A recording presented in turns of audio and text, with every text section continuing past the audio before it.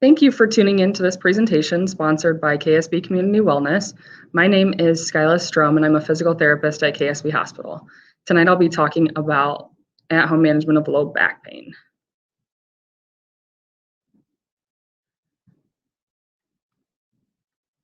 First, I'm going to do an anatomy review of the low back real quick. So you can see here you've got L1 through L5. Those are the lumbar vertebrae. And then to each side you've got the pelvis. And in between where the lumbar spine goes down into the sacrum, you have what's called the SI joint. So a lot of times people misinterpret low back pain as being lumbar pain, but it could actually be coming from the SI joint or the hip. So make sure if you do talk to your doctor that you're specific with where your back hurts. So here are some red flags. If you're experiencing any of these, please talk to your doctor. They include changes to or pain with bowel and bladder habits.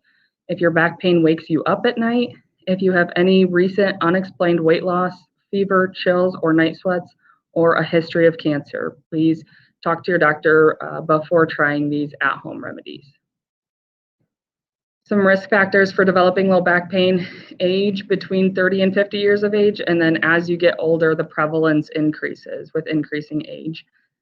Fitness level: some people who are not as physically fit are at more risk for developing low back pain. Being overweight, job-related factors, which we'll talk about a little bit later, and then mental health. Some possible causes of low back pain include injury, so a sprain, strain, or muscle spasm. That's a lot of what we see in physical therapy, and pretty relatively easy to treat most of the time because they kind of heal on their own without much surgical intervention usually. You can also have degenerative changes, including intervertebral disc degeneration, or if you've heard of people say, I've got a slipped disc, those kind of things can happen. Spondylosis and arthritis, which increases with age. And then nerve and spinal cord injuries, including spinal nerve compression, sciatica, or radiculopathy, meaning that the pain starts in your back and goes down the spine. Spinal stenosis, or a narrowing of the spinal cord, spondylolisthesis, and a herniated disc. There are also non-spine sources of low back pain, including kidney stones, pregnancy, and tumors, and those things would be found by your doctor. So if things aren't responding to the treatments that we go over, it could potentially be one of those, which is why if you're experiencing any of those red flags, we would like you to see your doctor. How is low back pain diagnosed? These are all imaging techniques. However, a lot of times we don't necessarily need imaging. We try physical therapy or some different things at home to see if the back pain goes away, because a lot of time it will go away on its own. But if you do have to get any imaging, they can do an x-ray to rule out fracture, an EMG to determine the electrical activity in muscles, nerve conduction velocity to see if the nerves are working properly. A CT scan is good for disc issues, spinal stenosis, and tumors. And MRIs are good for muscles, ligaments, tendons, blood vessels, tumor, infection, disc herniation or rupture, and nerve compression. So typically people will have an x-ray first and then go to an MRI as long as they're able to have an MRI. And that gives us a good idea of what's going on. However, it's not necessary all the time.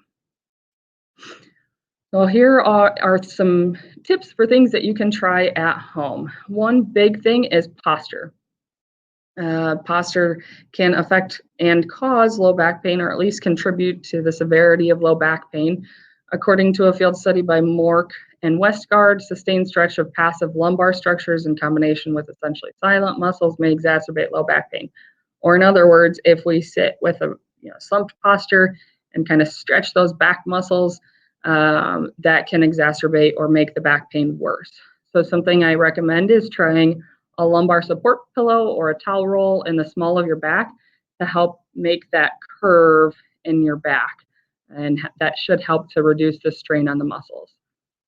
Also, so that's sitting posture. Standing posture, they found that prolonged periods of trunk flexion increases the prevalence of low back pain. So a lot of times if we're working on something when we're standing, we're kind of leaning forward.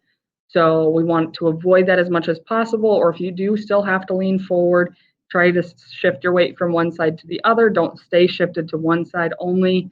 If you can put your foot up on a box or a step and try and take some pressure off of each leg, or if you're able to adjust your workstation, get a standing desk, something like that, so that you don't have to bend over or reach as far.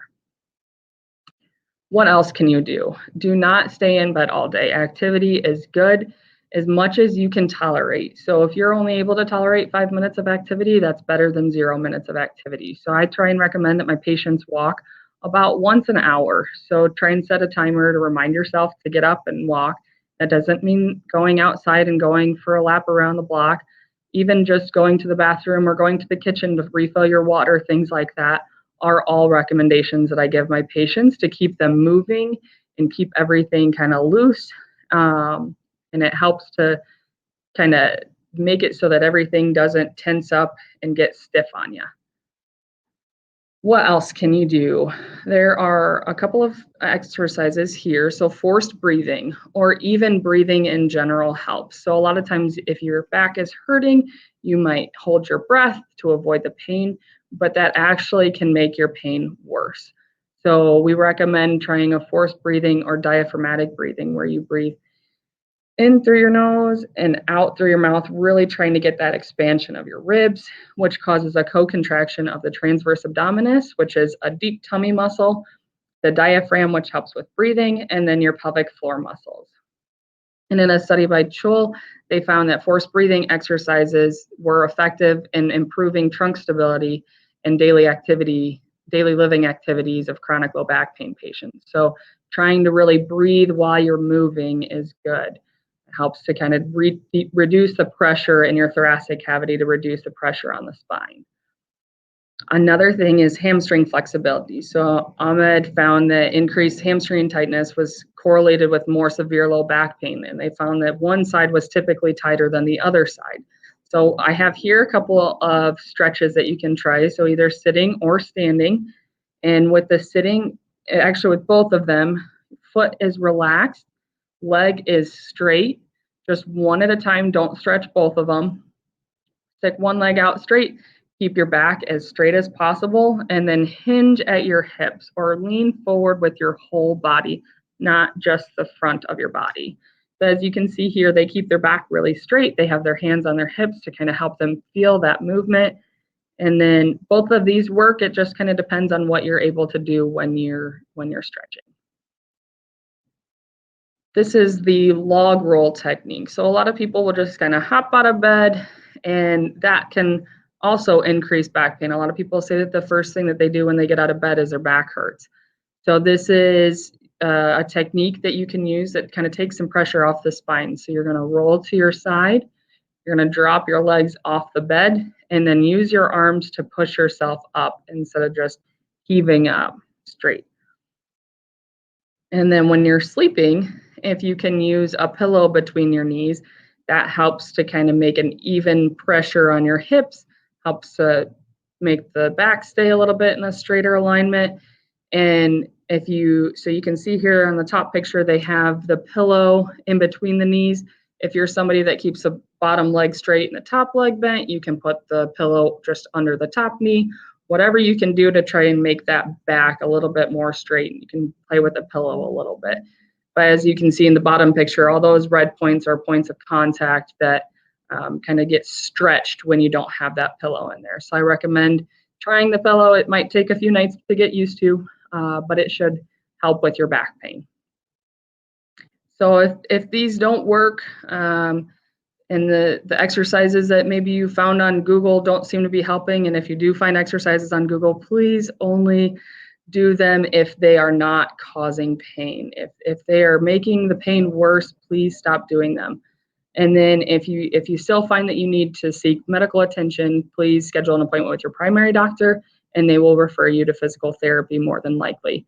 So I have our phone number listed here, 815-285-5591. We like to say choose PT instead of, turning to medications and things like that.